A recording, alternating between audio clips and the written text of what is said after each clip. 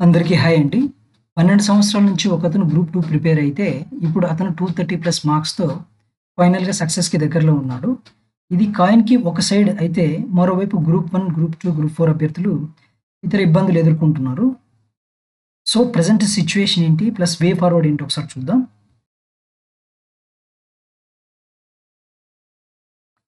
Exam ఏదైనా సరే mark list ప్రకటిస్తే బాగుంటుందని చాలామంది ఒపీనియన్.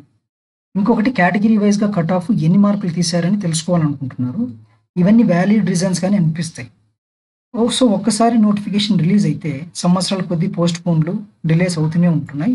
సో, దీనివల్ల యాస్పిరెంట్స్‌కి ఫినాన్షియల్‌గా ప్లస్ టైమ్ వేస్ట్ బాగా అవుతుంది. ఇక నెక్స్ట్ న్యూ నోటిఫికేషన్స్ కూడా త్వరగా రిలీజ్ చేసేస్తే బాగుంటుంది అని చాలామంది ఒపీనియన్. ఇక మిగతా ప్రాబ్లమ్స్ చూస్తే చాలామందికి ఏజ్ బార్ అవుతుంది. సో, ప్రాసెస్ డిలే అవ్వడం వల్ల ఒక రీజన్. కొంతమంది ఏజ్ రిలాక్సేషన్ ఇవ్వాలని కోరుకుంటున్నారు. ఇలాగే ఈ నోటిఫికేషన్‌లో ఎక్కడో ఒక చోట ఇష్యూ వస్తే కోర్ట్‌లో, కేస్‌లో అని విపరీతంగా టైమ్ వేస్ట్ అవుతుంది. ఏదో ముందుగానే సిస్టమాటిక్‌గా మేనేజ్ చేస్తే బాగుంటుందని చాలామంది ఒపీనియన్. ఇంకా ఈ ప్లాన్ బి గోల మరోవైపు. అసలే ఇన్ని ప్రాబ్లమ్స్ ఉన్నా గూడా తిండి, నిద్ర తగ్గించేసి కష్టపడి చదువుతున్నా కూడా ఏదో కారణం వల్ల డిలే అవుతూనే ఉన్నాయి. ఎంతో కష్టపడుతూ డెలివరీ పార్ట్నర్స్‌గా లేదా ఊబర్, ఓలా పబ్లిక్ ట్రాన్స్‌పోర్టేషన్ చేస్తూ చాలా కష్టపడుతూ ఉన్నారు. ఒక చెవిలో ఇయర్‌ఫోన్ పెట్టుకొని క్లాసెస్ వింటూ ఉంటారు. మరోవైపు ఏదో ఒక పని చేస్తూనే ఉంటారు. చాలా దయనీయంగా ఉంటుంది వీళ్ళ పరిస్థితి. ఇక హాస్టల్ ఖర్చులు ప్లస్ ఆర్థిక సమస్యలు తెలిసిందే. ఈ వర్కింగ్ ప్రొఫెషనల్స్ పడే ఇబ్బందులు మామూలుగా ఉండవు.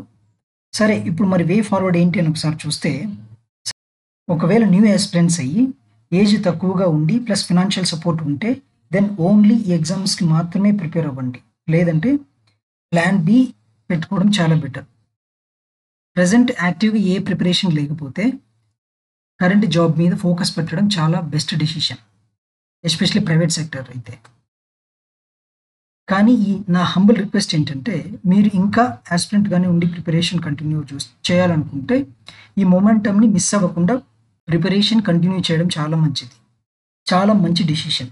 At least current affairs or static portion టచ్‌లో ఉండడం బెస్ట్ డెసిషన్. ఇందాక నేను మెన్షన్ చేసినట్టుగా పర్సివరెన్స్ ప్లస్ కన్సిస్టెన్సీ వల్ల సక్సెస్ లేట్ అవ్వచ్చేమో గానీ ఖచ్చితంగా వస్తుంది. Thank you.